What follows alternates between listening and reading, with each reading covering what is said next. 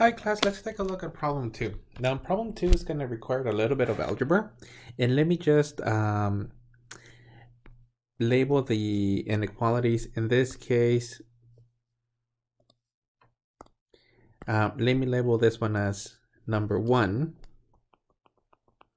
and then number 2, and let me use a different color for number 2.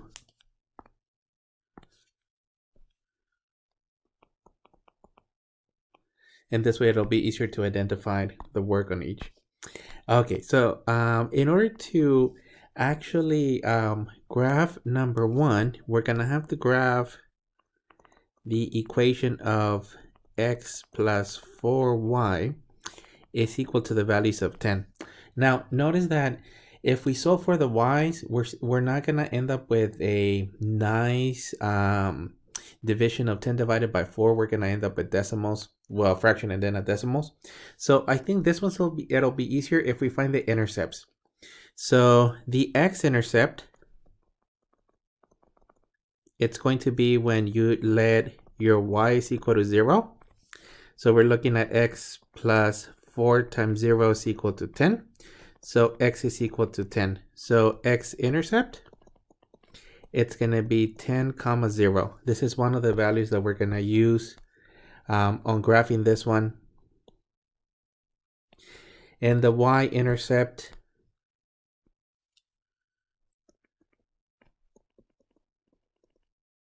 we're going to let x equal to 0. So we have x plus 4y equal to 10, or 0 plus 4y is equal to 10, or 4y is equal to 10. And if we divide technically by 4, we're going to end up with the y value being 10 fourths, which is equal to 5 times 2, 2 times 2. We can cancel the actual 2's and end up with 5 halves, which is equal to 2.5. So the y-intercept, it's going to be at 0 comma 2.5.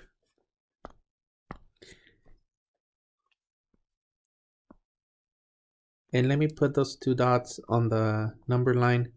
So the first one, let me make it a little bit thicker. It's going to be 10, 0. So I think it goes by ones. Let me count it. 1, 2, 3, 4, 5, 6, 7, 8. Whoops. 1, 2, 3, 4, 5, 6, 7, 8, 9. And 10 is really just on the edge. Let me count them again. Yep. 10 is on the edge. And then the second one is 0, 2.5. So that's 1, 2. And 2.5 is going to be around there. Not to scale, but that'll give us enough information to graph the line. Also, the line is a greater than or equal, so it's going to be solid. So let me insert the line.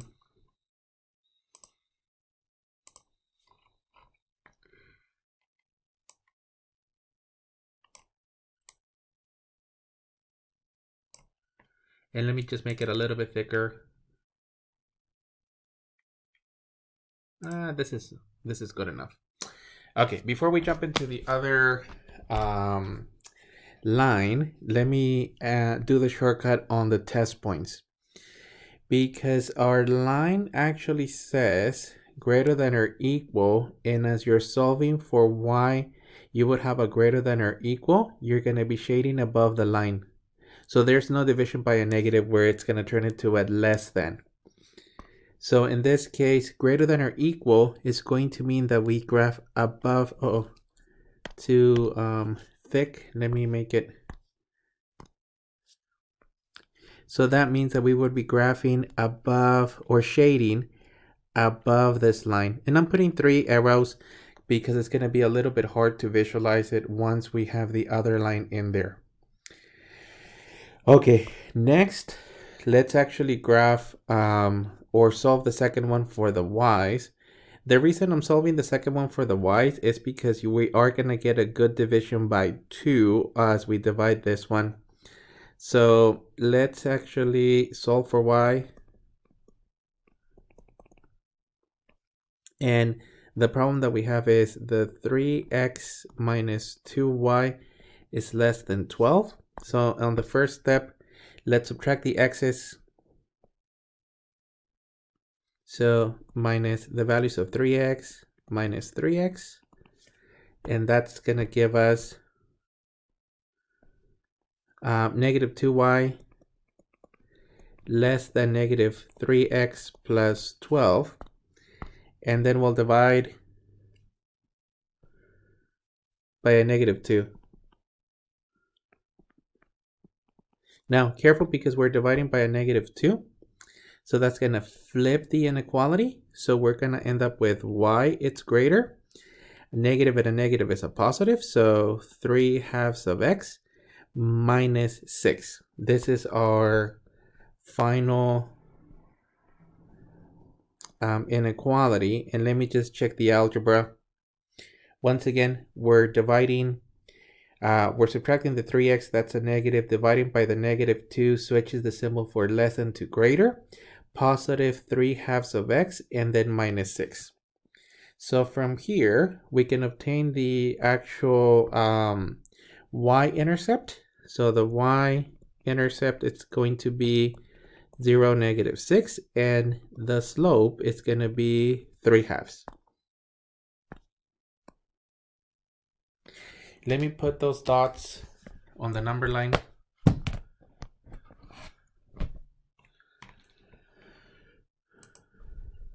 And let me put them in green. So 0, negative 6, it's going to be here. Let me count them again. 1, 2, 3, 4, 5, 6. And then slope of 3/2. That means that we're going to go 3 units up. So 1, 2, 3, and then 1 and 2. That's going to be the position of our second dot. Let me count them again. 1, 2, 3, 1, 2. That's, it's a little bit crooked, but it's technically here. Okay, and then let me insert the line. Notice that the original problem for the second one, it's a less than. We do end up with a greater statement, but we're not including the edges.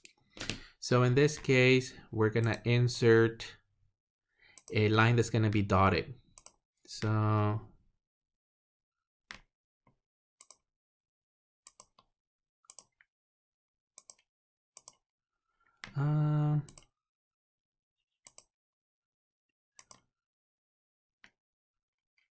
okay, here we go. So the line, it's going to cross through those two. I'm just extending it so that it's a little bit cleared. Let me make it a little bit thicker. I think we're good there. And then let me make it dotted, since technically it's a greater line. And then let me put the arrows.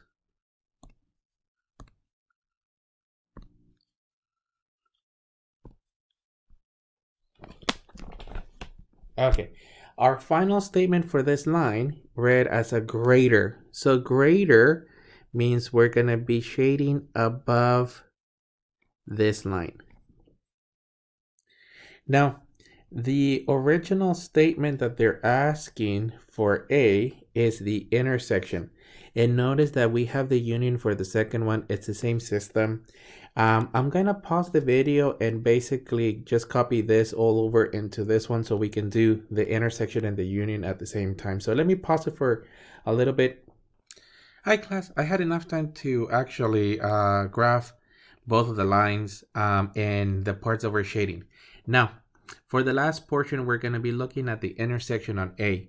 So intersection means where both of the solutions meet. So notice that for this line, which is a shaded, you would be shading above it. In this region gets shaded once, and then the second portion on the second one, we shade above it. So this portion gets shaded twice. So the solution for the intersection is going to be this portion on the plane. And we would typically just shade this. For the union, well, technically it's all the same work. That's why I paused the video. And you would be shading this portion above it.